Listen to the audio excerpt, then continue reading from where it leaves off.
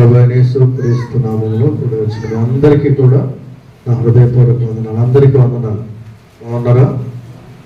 రెండు చేతుల పైకి దేవునికి స్తోత్రం చెప్తాం. హల్లెలూయా, హల్లెలూయా. ఆలస్యం చేయకుండా దేవుని వాక్యంలోనికి వెళ్దాం. చదవబడిన లేఖన భాగం కొలసీలకు రాసిన పత్రిక 2వ అధ్యాయము 6-7 వచనాల్లో ఆఖరి లైన్, ఆఖరి మొక్కలో రాయబడినటువంటి మాట. ఆ 6-7 వచనాలు కలిపి ఉన్నాయి. అందులో లాస్ట్ మాట ఏమని రాయబడిందంటే, ఆయన యందుండి నడుచుకొనుడి అనే మాటని మనం ఇక్కడ చూస్తూ ఉన్నాం. చాలాసార్లు ఆ పై వచనాలు ధ్యానం చేసాం. అయితే ఈరోజు వాక్య సందేశం నిమిత్తం ఆయన యందుండి నడుచుకుని అనేటువంటి మాటలో దేవుని బిడ్డలముగా, క్రైస్తవులముగా మనం ఎలా నడుచుకోవాలి అనేది ఈరోజు సమయానుకూలంగా కొన్ని మాటలు బైబిల్ గ్రంథంలో నుండి మనము ధ్యానం చేద్దాం. జాగ్రత్తగా ఆలోచన చేయండి. మన క్రైస్తవ భక్తి జీవితం అనేది ఏదో 1-2 విషయాలతో అది ముడిపడి ఉండదు, కానీ ప్రతి దినము కూడా ఈ లేఖనాల ద్వారా మనం బలపరచబడుతూ, సరిచేయబడుతూ, ఆయన రాకడ కొరకు మనం సిద్ధపరచబడుతూ ఉండాలి. కేవలం రక్షణ ఒకటే, ఆ బాప్తిస్మ అనుభవం ఒక్కటే మనకు సరిపోదు, కానీ వాక్యము చేత దినదినము కూడా మనము బలపరచబడుతూ ఉండాలి. కనుక ఈ వారం దేవుడు మనతో మాట్లాడుతూ చెప్తున్న విషయం ఏంటంటే, మనం ఎలా నడుచుకోవాలి అనేటువంటి విషయాలు కొన్ని బైబిల్ గ్రంథంలో నుండి మనం జ్ఞాపకం చేసుకుందాం. 3వ యోహాను రాసిన పత్రిక, యోహాను రాసిన 3వ పత్రిక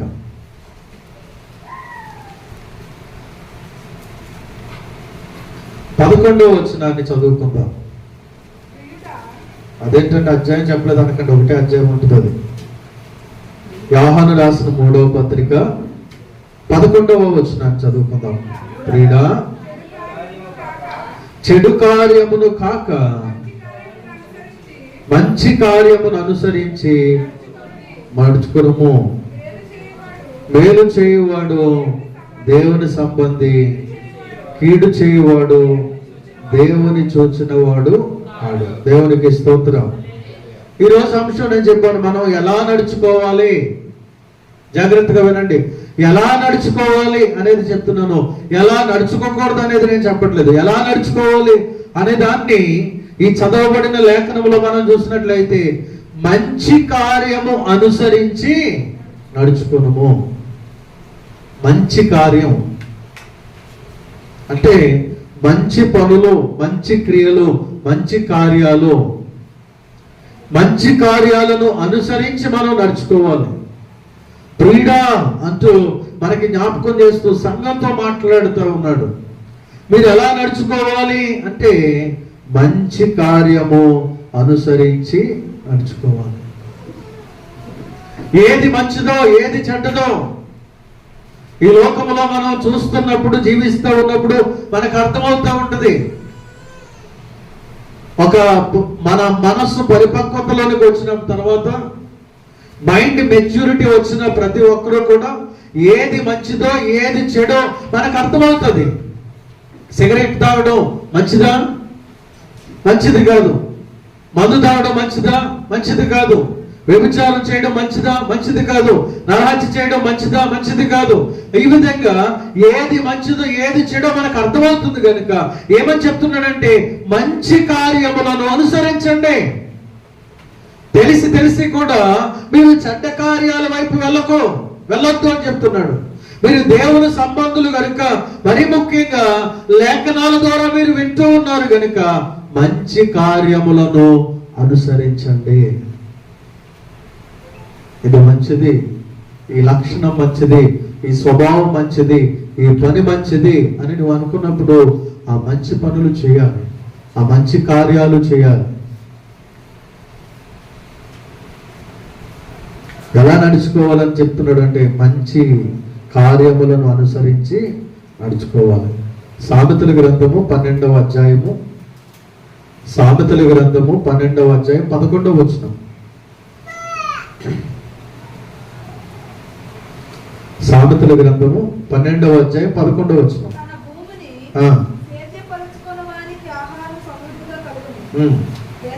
వాటిని అనుసరించి చూడండి, వ్యర్థమైన వాటిని అనుసరించేవాడు బుద్ధి లేనివాడు. ఇక్కడ మంచి కార్యాలను అనుసరించండి అని చెప్తుంది. అదేవిధంగా ఇక్కడ చూసినట్లయితే వ్యర్థమైన వాటిని అనుసరించకూడదు.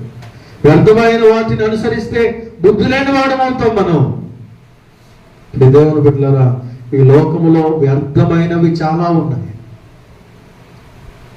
దేవుని సన్నిధికి రాకుండా మనల్ని ఆటంకపరిచే వ్యర్థమైనవి చాలా ఉన్నాయి. కానీ ఆ వ్యర్థమైన వాటిని అనుసరించకూడదు మనం. ఎవరు ఆ వ్యర్థమైన వాటిని అనుసరిస్తారో అంటే బుద్ధి లేనివారు. సమయం సమీపిస్తుంది, దేవుని రాకడ బహు సమీపంగా ఉంది.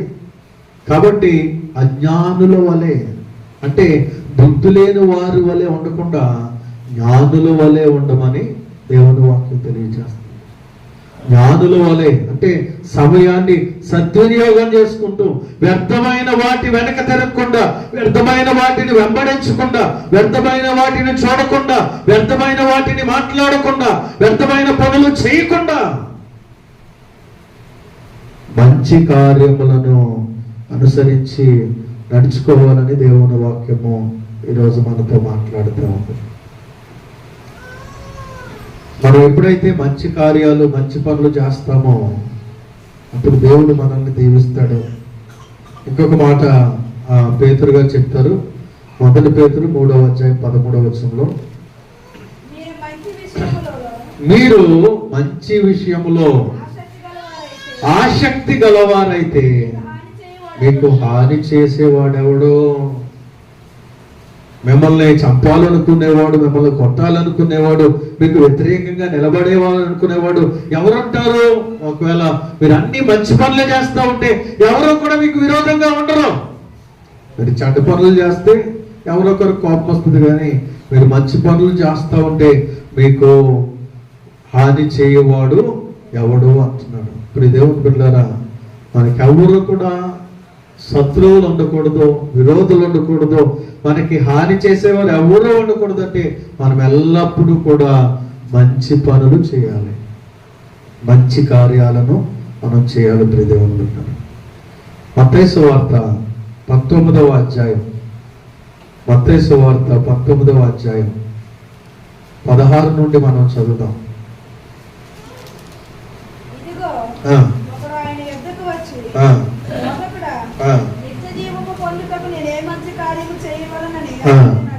దేవునికి స్తోత్రం.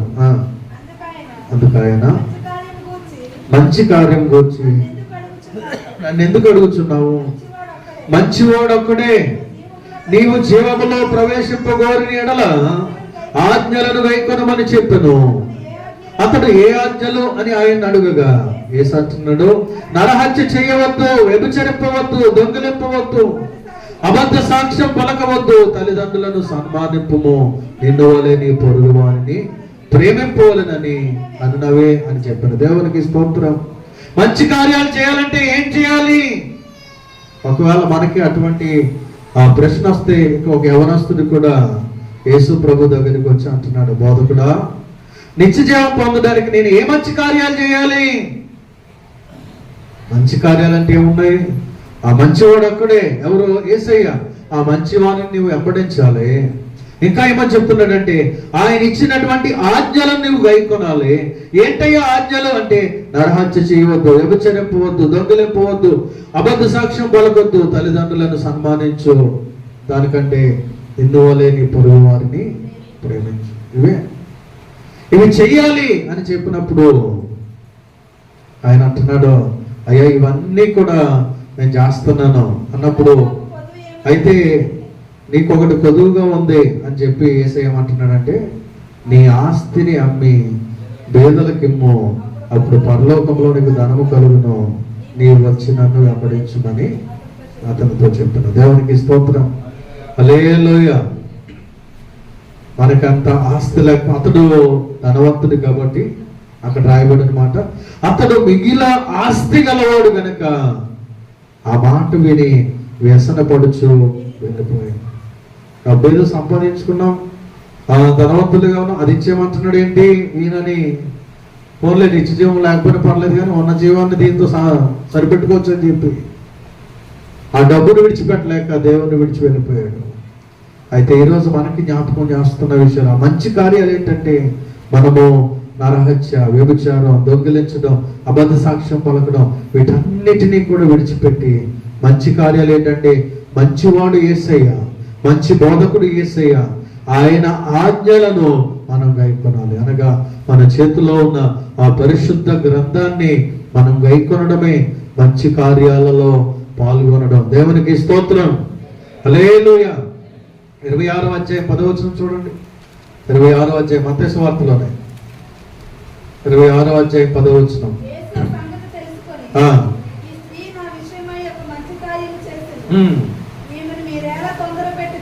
దేవునికి స్తోత్రం. ఆ స్త్రీ చేసిన మంచి కార్యం ఏంటి అంటే తన పాపాలు ఆయన పాదాల చెంత ఒప్పుకుంటూ కన్నీటితో ఆయన యొక్క పాదాలు తుడుస్తూ ఉంది. అత్తరుతో ఆయన యొక్క పాదాలు కడుగుతా ఉంది. విలువైన దానిని యేసయ్య పాదాల చెంత పెట్టేసింది, ఆయన పాదాల మీద పోసింది. కన్నీటితో ఆయన పాదాలు కడుగుతా ఉంది. యేసయ్య అంటున్నారు ఆ కార్యం ఎలాంటి కార్యం అంటే ఈమె చేసిన మంచి కార్యం. దేవునికి స్తోత్రం. మంచి కార్యం ఏంటి మన జీవితంలో అంటే మన పాపములన్నిటినీ కూడా ఆయన పాదాల చెంత ఒప్పుకొని విడిచిపెట్టడం మంచి కార్యం. దేవునికి స్తోత్రం. మంచి కార్యాలను అనుసరించి నడుచుకోవాలి అంటే మనలో ఉన్నటువంటి పాపశాప బంధకాలు, లేకపోతే దేవునికి ఆయాసకరమైనటువంటి మార్గాలు, లక్షణాలు, స్వభావాలు ఏవైతే ఉన్నాయో వాటన్నిటినీ కూడా యేసయ్య పాదాల చెంత మనం ఒప్పుకొని విడిచిపెట్టడము మంచి కార్యం. దేవునికి స్తోత్రం. హల్లెలూయా. ఎలా మనం నడుచుకోవాలంటే మొట్టమొదటి మాట మంచి కార్యములను అనుసరించి మనం నడుచుకోవాలి. రెండో మాట చూద్దాం. ఇర్మియా గ్రంథం 11వ అధ్యాయం. ఇర్మియా గ్రంథము 11వ అధ్యాయం 6వ వచనాన్ని చదువుతాం.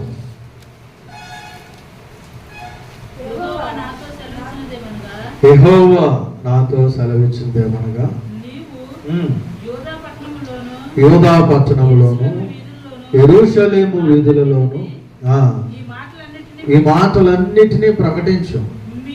మీరు ఈ నిబంధన వాక్యములను విని వాటిని అనుసరించి నడుచుకొనుడి. దేవునికి స్తోత్రం.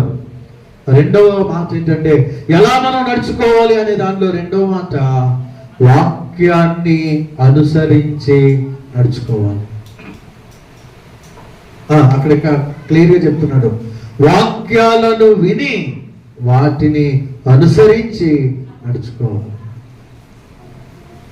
ఎలా పడితే అలా నడిచేయడానికి మన క్రైస్తవ భక్తి జీవితం ఒప్పుకోదు. క్రైస్తవులముగా, దేవుని బిడ్డలముగా దేవుడు కొన్ని నియమాలను మనకిచ్చాడు. అవి పరిశుద్ధ లేఖనాల ద్వారా దేవుడు మనకి తెలియచేస్తా ఉన్నాడు కనుక మనం ఏం చేయాలంటే ఈ లేఖనాలను విని వాటిని అనుసరించి నడుచుకోవాలంట. దేవుని వాక్యాన్ని, లేకపోతే ఈ పరిశుద్ధ గ్రంథంలో రాయబడినటువంటి మాటలను అనుసరించి నడుచుకోకపోతే ఏం జరుగుతుంది అంటే 3వ వచనంలో అన్నాడు. పైన చూడండి, 3వ వచనం. ఇశ్రాయేలు దేవుడైన యెహోవా సెలవిచ్చినదేమనగా ఈ నిబంధన వాక్యములను విననల్లని వాడు శాపగ్రస్తుడగును. జాగ్రత్తగా వినండి. ఈ నిబంధన వాక్యములను విని వాటిని అనుసరించి నడుచుకోవాలి. ఎవరైతే ఈ నిబంధన వాక్యములను విననల్లకుండా ఉంటారో, వినకుండా ఉంటారో వాళ్ళు ఏమైపోతారంట? శాపగ్రస్తులు అని దేవుని వాక్యం తెలియజేస్తాం. దేవుని బిడ్డలారా, దేవుని వాక్యాన్ని మనము అనుసరించాలి. 7వ అధ్యాయం చూడండి, ఇర్మియా గ్రంథంలోనే 7వ అధ్యాయము 2వ వచనం. 7వ అధ్యాయం 2వ వచనం. నీవు యెహోవా మందిర ద్వారమున నిలబడి ఈ మాట అచ్చటనే ప్రకటించుము. యెహోవాకు నమస్కారము చేయుటకై ఈ ద్వారములలో బడి ప్రవేశించు యోధావారులారా, యెహోవా మాట వినుడి. దేవునికి స్తోత్రం. ఈ ద్వారములు అంటే దేవుని మందిరానికి వస్తున్న దగ్గర, ఆ ద్వారము దగ్గర, డోర్ దగ్గర నిలబడి ఇలా ప్రకటించి ఏం చేయాలి? యెహోవా మాట మీరు వినండి. ఆయన సన్నిధిలో గడపడానికి వెళ్తున్న వారులారా, ఆయన సన్నిధిలో ఆరాధించడానికి వెళ్తున్న వారులారా, ఆయన సన్నిధిలో ప్రార్థించడానికి వెళ్తున్న వారులారా, ఆయన సన్నిధిలో ఆయన మాటలు వినడానికి వెళ్తున్న వారులారా, మీరు ఏం చేయాలంటే యెహోవా మాట వినండి. విని విడిచిపెట్టేయకండి, కానీ ఆ నిబంధన వాక్యములను విని వాటిని అనుసరించి నడుచుకొనమని దేవుని వాక్యము మనకి తెలియజేస్తా ఉంది. హల్లెలూయా. జాగ్రత్తగా ఆలోచన చేయండి, ఒకసారి పరిశీలన చేసుకోనండి. ఎన్నో వాక్య సందేశాలు మనం వింటున్నాం. నేను కాదు, నాకంటే ముందు సుమారుగా 27 మంది సేవకుల ద్వారా ఈ స్థలంలో వాక్యం అందించబడింది. ఎన్నో వాక్య సందేశాలు మనం వింటున్నాము. మరి ఆ వాక్య సందేశాల ద్వారా మన జీవితాల్లో ఎందుకు మార్పు రావట్లేదు అంటే, వస్తున్నాం, కూర్చుంటున్నాం, మళ్ళా వెళ్ళిపోతున్నాం. ఆ విన్న వాక్యాన్ని మనము అనుసరించి నడుచుకోవట్లేదు. ఆ వాక్యము మన హృదయంలోనికి వెళ్ళనంత వరకు కూడా అది మన జీవితంలో కార్యాన్ని చేయదు. మంచి నేల మీద పడింది, రాతి నేల మీద పడింది, మొండ్ల పొదల్లో పడింది, గట్టు మీద పడింది. గట్టు మీద తొక్కబడ్డాయి, పక్షులు చెతుకుని వెళ్ళిపోయాయి.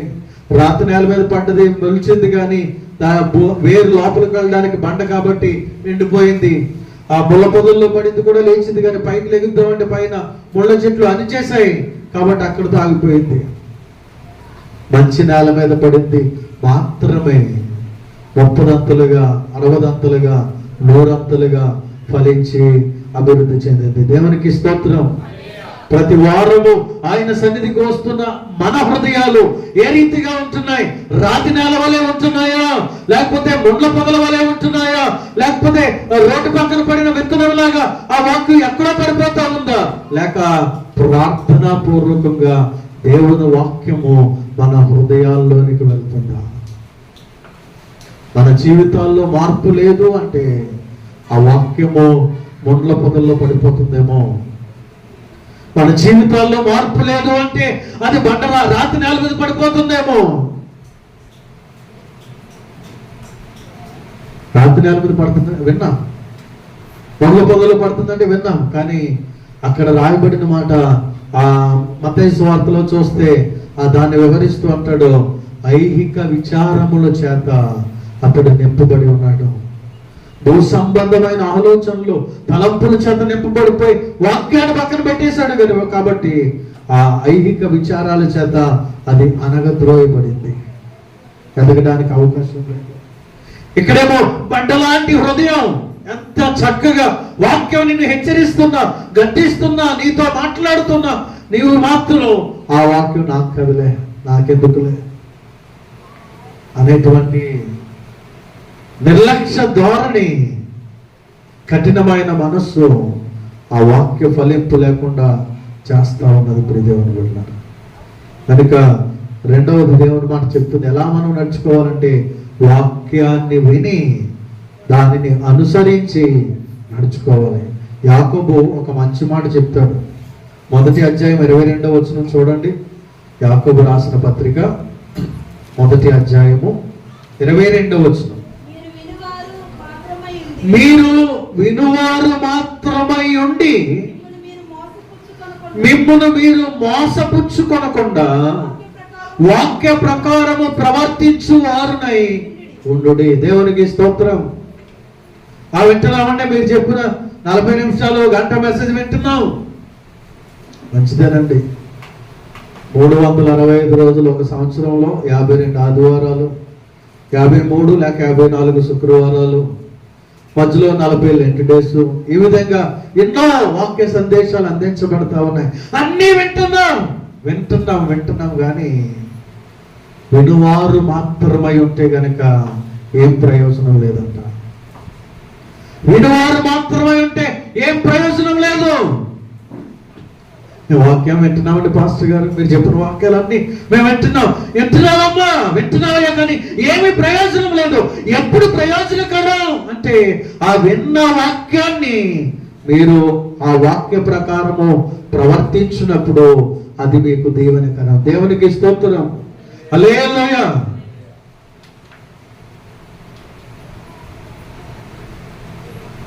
నేనే కాదు, ఏ దైవజనుడైనా లేకపోతే టీవీల్లో సెల్ ఫోన్లో మీరు వినేటువంటి ఎంత గొప్ప ప్రసంగమైనా అది కేవలం చెవుల వరకు మాత్రమే అయితే గనక, అది కేవలం వినే వరకు మాత్రమైతే గనక ఏ ప్రయోజనం లేదు. ప్రియదేవుని బిడ్డలారా, ఆ వాక్యాన్ని విని దాని చొప్పున మనం నడుచుకున్నప్పుడు, వాటిని అనుసరించినప్పుడు మాత్రమే అది మనకి ఆశీర్వాదకరముగా మారుతుంది.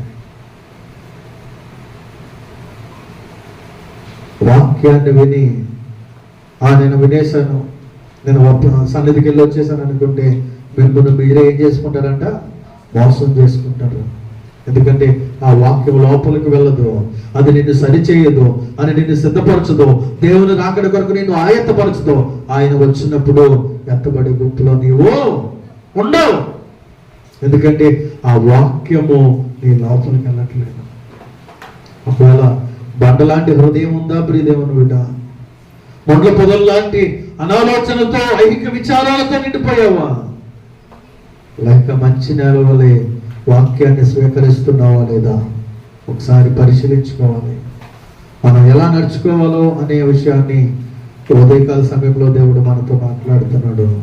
మంచి కార్యాలు అనుసరించి నడుచుకునే వాళ్ళే ఉండాలి. రెండవది, వాక్యాన్ని విని దానిని అనుసరించి నడుచుకునే వారిపై ఉండాలి. మూడో మాట చెప్పి నా మాటలో ముగింపులోకి తీసుకొస్తాను ప్రియదేవుని బిడ్డలారా. మూడవ మాట మనం చూసినట్లయితే, మొట్టమొదటిగా మనం చదువుకున్నాం కదా, కొలస్సీ 2వ అధ్యాయం 6-7 వచనాలు. ఆ చివరి మాట, ఆయన యందుండి నడుచుకొనుడి. మనం ఎలా నడుచుకోవాలంటే ఆయన యందుండి నడుచుకోవాలి. ఎవరైనా ప్రభు అయిన యేసుక్రీస్తు నందుండి మనం నడుచుకోవాలి. మంచి కార్యాలు అనుసరించి నడుచుకోవాలి, వాక్యాన్ని అనుసరించి నడుచుకోవాలి. మూడో మాట, ఆయన యందుండి నడుచుకోవాలి. ఇప్పుడు దేవుని బిడ్డలారా, మన క్రైస్తవ భక్తి జీవితము ఇది ఒక రన్నింగ్ రేస్. మనందరికీ బాగా తెలుసు, చాలాసార్లు మనం విన్నాం కూడా. ఇది ఒక పరుగు పందెం. కొరింథీయులకు రాసిన పత్రికలోను, హెబ్రీయులకు రాసిన పత్రికలోను కూడా మన ఆత్మీయ పోరాటంలో మనం మంచి పోరాటం పోరాడాలని, మంచిగా పరిగెత్తాలని దేవుని వాక్యము తెలియజేస్తా ఉంది.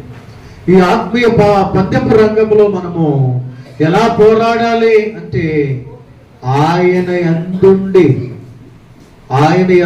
అంటే అతనిలో మనం ఉండాలి.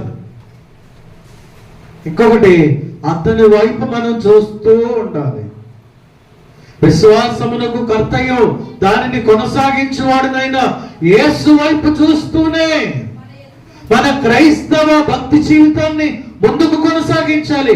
యేసు వైపు చూడకుండా, యేసు నీలో లేకుండా నువ్వు ఎంత కాలము పరిగెత్తినా కూడా నీకు ఏ బహుమానము రాదు. ఎటువంటి ఫలభరితమైన జీవితము నీలో ఉండదు. కొంచెం దాన్ని అర్థం చేసుకునే విధంగా కొన్ని వచనాలు చదువుకుందాం. యోహాను సువార్త 15వ అధ్యాయము 4-5 వచనాలు. యోహాను సువార్త 15వ అధ్యాయము.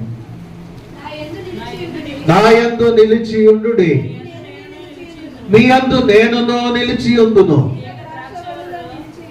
తీగె ద్రాక్షావల్లిలో నిలిచి ఉంటేనే గాని తనంతట తానే ఎలాగూ ఫలించదో, అలాగే నా యందు నిలిచి ఉంటేనే గాని మీరు ఫలింపరు. దేవునికి స్తోత్రం. అంటే మనం దేవునిలో లేకుండా దేవునితో కాకుండా మనం చేసే ప్రతి ప్రయత్నము, ప్రతి ప్రయాస, ప్రతి పని కూడా వ్యర్థమే. ఏ కార్యమైనా ఆయనతో పాటుగా, ఆయనతో ఉండి, ఆయన అధ్యక్షతలో, ఆయన నడిపింపుతో మనం చేసినప్పుడు మాత్రమే ఆ కార్యము దీవించబడుతుంది, ఆ పని వర్ధిల్లుతూ ఉంటుంది.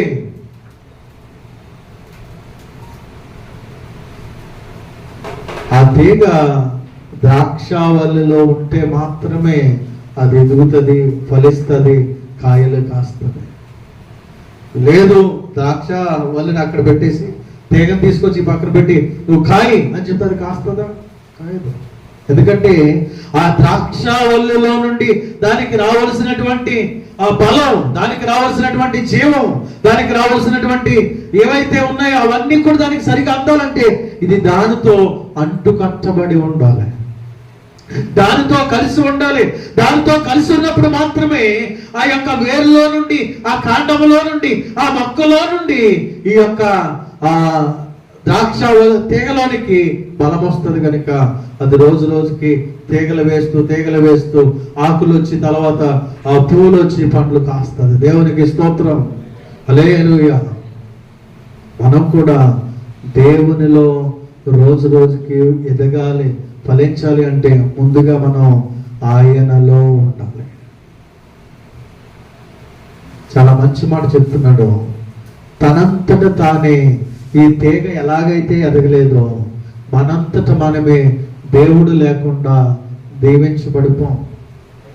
కొన్ని రోజులు, కొన్ని సంవత్సరాలు, కొన్ని నెలలు బాగానే వెళ్తున్నట్టు అనిపిస్తుంది, కానీ ఆ కార్యము సంపూర్తి అవదు, ఆ పని సంపూర్తి కాదు, అది దీవెనకరంగా ముగించబడదు.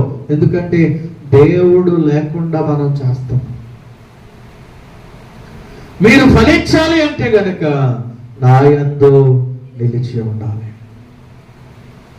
ఎవడు నాయందు నిలిచి ఉండునో వాడు బహుగా ఫలించును. దేవునికి స్తోత్రం, హల్లెలూయా. అక్కడ ఇంకొక మాట చెప్తున్నాడు, నాకు వేరుగా ఉండి మీరేమి కూడా చేయలేరు. దేవునికి దూరంగా ఉండి, దేవుని సన్నిధికి దూరంగా ఉండి, దేవుని సహవాసానికి దూరంగా ఉండి మనం ఏమీ సాధించలేము, ఏది పొందుకోలేము. ప్రియ దేవుని బిడ్డలారా, మన క్రైస్తవ భక్తి జీవితం ఫలభరితంగా, ఆశీర్వాదకరంగా, దీవెనకరంగా, ఆయన రాకడ కొరకు సిద్ధపడే విధంగా ఉండాలి అంటే మనము ఆయనలో నిలిచి ఉండాలి. 1 కీర్తన 3వ వచనం కంటత చెప్తారు ఎవరైనా? 1 కీర్తన 3వ వచనం, అతడు నీటి కాలువల యోరను నాటబడినదై ఆకువాడగా తన కాలమందు ఫలమిచ్చు చెట్టు వలె. ఎందుకు ఫలమిచ్చు చెట్టు వలె ఉంది? ఆకు వాడిపోలేదు. ఎందుకు అంటే అది ఎక్కడ నాటబడింది అంటే నీటి కాలువల యోరను. ఎండొచ్చింది కానీ ఆ ఎండ దెబ్బకి అది ఎండిపోలేదు. ఎందుకంటే దానికి భూమిలో నుండి దాని వేర్లకు కావలసినటువంటి నీరు అందుతూ ఉంది. నీటి కాలువల యోరను అది నాటబడింది కనుక ఫలించే చెట్టు వలె అది ఉన్నది. దేవునికి స్తోత్రం. ఆ నీరు దేవుని వాక్యానికి, ఆ నీరు దేవుని సహవాసానికి సాదృశ్యంగా ఉంది. దేవుని సహవాసం లేకుండా, దేవుని వాక్యం లేకుండా ఒక విశ్వాసి ఫలించలేడు, అభివృద్ధి చెందలేడు. నీటి కాలువల యోరను నాటబడిన, రక్షించబడిన ప్రతి విశ్వాసి, బాప్తిసం తీసుకున్న ప్రతి విశ్వాసి సంఘములో నాటబడ్డారు. నాటబడింది అనే మాటను ఎందుకు ప్రస్తావించాడంటే నాటకుండా కొన్ని వస్తాయి. చూడండి, మీరు కొన్ని మొక్కలు పెట్టారనుకోండి, మనం పెట్టకుండానే కొన్ని మొక్కలు వస్తాయి. ఏంటి? పిచ్చి మొక్కలు వస్తాయి, మొగ్గ మొక్కలు వస్తాయి, దొరదగుండ్లు వస్తూ ఉంటాయి. అవి మనం నాటలేదు. కానీ సంఘములో ఒక విశ్వాసి నాటబడ్డాడు. దేవుడు నిన్ను సంఘములో నాటాడు. సంఘములో నాటి దేవుని వాక్యం అనేటువంటి నీరుని ప్రతి వారము నీకు అందిస్తా ఉన్నాడు. దేవుని వాక్యం అనేటువంటి నీరుని ప్రతి వారము నీకు అందిస్తా ఉన్నాడు. ఏమండి, జాగ్రత్తగా నేను ముగిస్తాను. కానీ ఆ పంట పొలం పక్కన లేకపోతే నీరు వచ్చేటువంటి ప్రాంతం పక్కన మొక్క నాటబడింది. ఆ మొక్క చేయవలసిన పని ఏంటి? నీరు సమృద్ధిగా వెళ్తా ఉంది. మొక్క పని ఏంటి చెప్పండి? మొక్క అలా కాలు మీద కాలేసి కూర్చుంటుందా? ఆ మొక్క పని ఏంటంటే ఆ నీటిని పీల్చుకోవాలి, గ్రహించుకోవాలి, తీసుకోవాలి. అది నీటిని తీసుకోనంత వరకు, అది సముద్రం పక్కనున్నా, గోదావరి పక్కనున్నా, నిత్యము ప్రవహించేటువంటి ఏర్ల పక్కనున్నా కూడా అది నీటిని తీసుకోనంత వరకు అది ఏమైపోతుందంటే ఎండిపోతుంది, బలహీనమైపోతుంది, కొన్ని రోజులకి చచ్చిపోతుంది. ఆ మొక్క యొక్క బాధ్యత నీటిని తీసుకోవడం. ఆ మొక్క నీవు, నేను, మనము. మన బాధ్యత దేవుని వాక్యాన్ని విని దానిని అనుసరించి నడుచుకోవాల్సినటువంటి బాధ్యత మనది. దేవుని వాక్యం అందించబడతా ఉన్నది, దేవుని వాక్యం ప్రకటించబడుతూ ఉన్నది, దేవుని వాక్యం సమృద్ధిగా మనకి అందించబడతా ఉన్నప్పుడు ఒక మొక్క వలె, దేవుని బిడ్డ వలె నీ యొక్క, నా యొక్క బాధ్యత ఏంటంటే ఆ వాక్యాన్ని గ్రహించుకోవాలి, ఆ వాక్యాన్ని తీసుకోవాలి, ఆ వాక్యాన్ని అనుసరించి మనం నడుచుకోవాలి. అప్పుడు ఫలమిచ్చు చెట్టు వలె మనం ఉంటాం. దేవునికి స్తోత్రం. ఆకు ఆడని చెట్టు వలె మనం ఉంటాం. మన క్రైస్తవ భక్తి జీవితం ఎండిపోయినట్టుగా, మోడుబారిపోయినట్టుగా, ఫలాలు లేనట్టుగా ఉన్నది అంటే దేవుని వాక్యాన్ని వింటున్నాం అంతే, కానీ ఆ వాక్యాన్ని అనుసరించట్లేదు. వాక్యం అనే నీరు ప్రవహిస్తుందంతే, కానీ ఆ నీటిని నీవు గ్రహించుకోవట్లేదు. అలా గ్రహించుకోకపోతే, తీసుకోకపోతే నిన్ను నీవే మోసం చేసుకొని నీవు ఫలాలు లేని దానిగా, ఆకు వాడిపోయేదానిగా, మోడు మారిపోయేదానిగా మారిపోవడానికి కారణమవుతా ఉన్నావు. నేటి వారన నాటబడినటువంటి మొక్కలు దేవుడు మనల్ని నాటాడు. రక్షించబడుచున్న వారిని అందరినీ కూడా ఆయన సంఘములో చేర్చుచుండెను అనే మాట అపోస్తుల కార్యాలు 2వ అధ్యాయం ఆఖరి వచనంలో రాస్తాడు. రక్షిస్తున్న వారందరినీ కూడా ఆయన సంఘంలో చేరుస్తున్నాడు, సంఘంలో నాటుతా ఉన్నాడు. ఆయన నాటి వాక్యం అనేటువంటి నీరుని మనకి సమృద్ధిగా అందిస్తూ ఉన్నాడు. ఫలభరితమైనటువంటి మొక్కగా నీవు ఉండాలంటే ఆ వాక్యం అనే నీరుని వినడం మాత్రమే కాదు, చదవడం మాత్రమే కాదు, వాటిని మన జీవితంలో అనుసరించాలి. ఒకవేళ నువ్వు 24 గంటలు బైబిల్ చదివేస్తూ ఉండొచ్చు, ఒకవేళ నువ్వు చక్కగా ఛార్జింగ్ ఉన్నంత వరకు వాక్యాన్ని వింటా ఉండొచ్చు, మంచిదే. కానీ చదివితే వింటేనో కాదు, కానీ అది మన బ్రతుకుల్లోనికి, అది మన జీవితంలోనికి అన్వయించుకున్నప్పుడే ఫలాలు, దీవెనలు, ఆశీర్వాదాలు మన జీవితంలో నుండి బయటకు వస్తాయి. దేవునికి స్తోత్రం. హల్లెలూయా. నాటబడినటువంటి మొక్కలు మనం. 92వ కీర్తన 13వ వచనము. 92వ కీర్తన 13వ వచనము.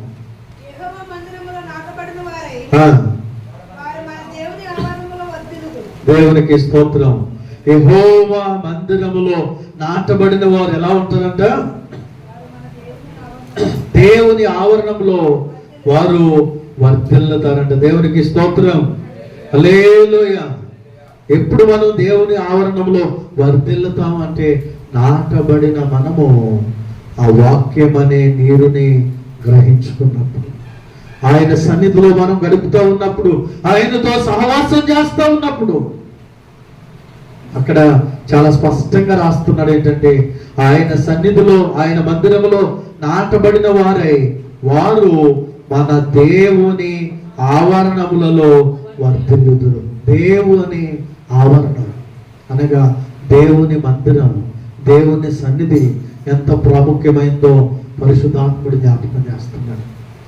దేవుని సన్నిధిని నిర్లక్ష్యం చేస్తున్న వారులారా, మీరు వర్ధిల్లకపోవడానికి, దీవించబడకపోవడానికి, మీరు స్థిరపరచబడకపోవడానికి, ఫలాలు లేకపోవడానికి గల కారణం ఆయన మందిరమును నిర్లక్ష్యము చేయడం.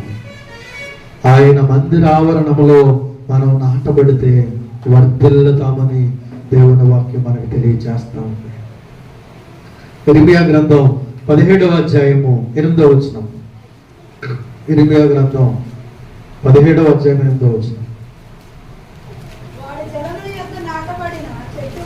వాడు జలముల యొద్ద నాటబడిన చెట్టు వలె ఉండును, అది కాలవల యారును దాని వేలు తన్నును, వెట్ట కలిగిననో దానికి భయపడదు, దాని ఆకు పచ్చగా నుండును, వర్షం లేని సంవత్సరమున చింతనందుదు, కాపు మానదు. దేవునికి స్తోత్రం.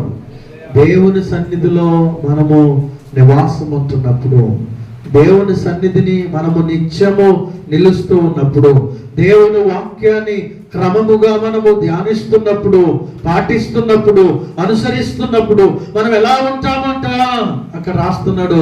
దాని వేర్లు లోపల కంటే కూడా తన్నుతాయి, లోతుగా దాని వేర్లు వెళ్ళిపోతాయి. అంటే అది చాలా బలంగా తయారవుతుంది. ఏ చెట్టు వేర్లు అయితే భూమి లోపల కంటే వెళ్తాయో అది చాలా గట్టిగా ఉంటుంది. తుఫాను వచ్చినా గాలి వచ్చినా కూడా అటు ఇటు వంగిపోదు. ఎందుకంటే దాని వేర్లు లోపల కంటే తన్నుకొని ఉన్నాయి కనుక. మన భక్తి జీవితంలో కూడా దేవుని వాక్యాన్ని ఎక్కువ ధ్యానించడం, అనుసరించడం ద్వారా ఆత్మీయ జీవితంలో లోతైన అనుభవాల్లోనికి నడిపించబడతాం.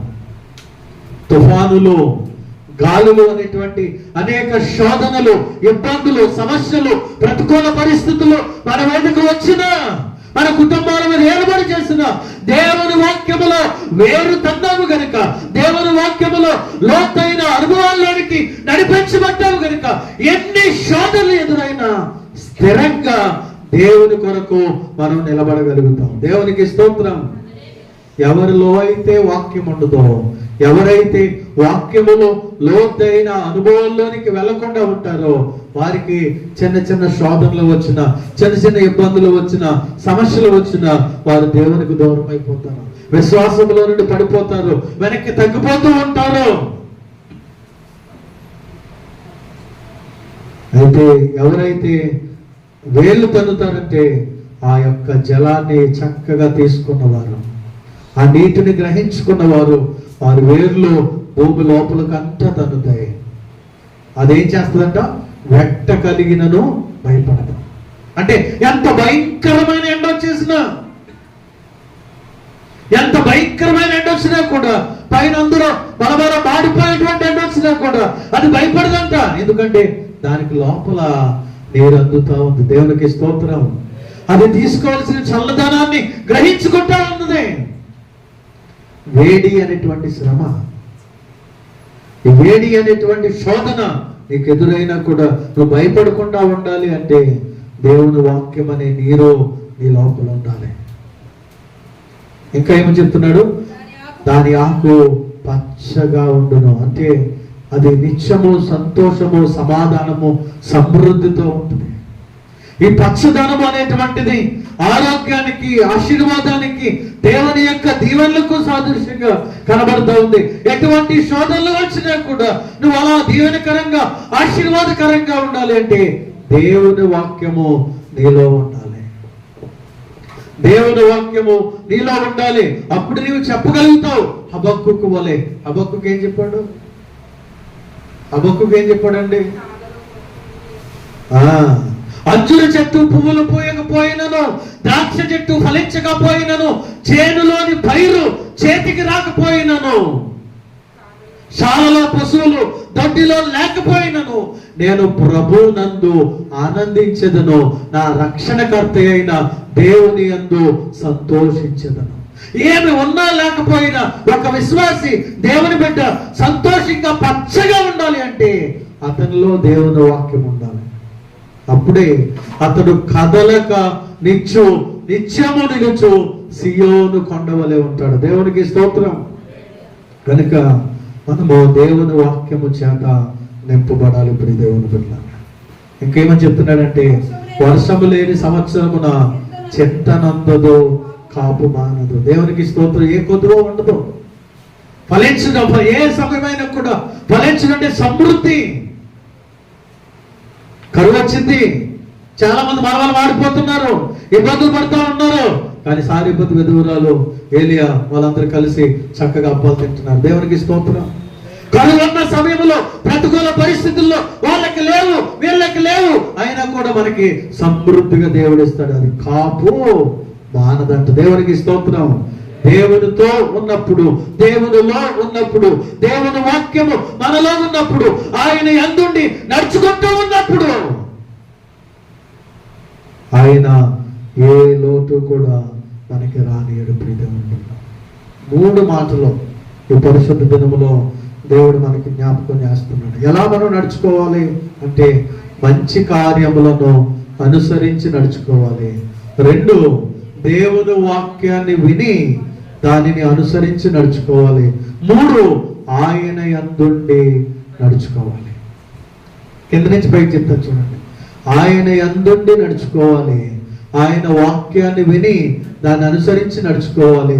ఆయన యందుండి ఆయన వాక్యాన్ని విన్న మనం మంచి కార్యాలను అనుసరించి నడుచుకోవాలి. అట్టి కృప పరిశుద్ధాత్మ దేవుడు మనందరికీ అనుగ్రహించును గాక.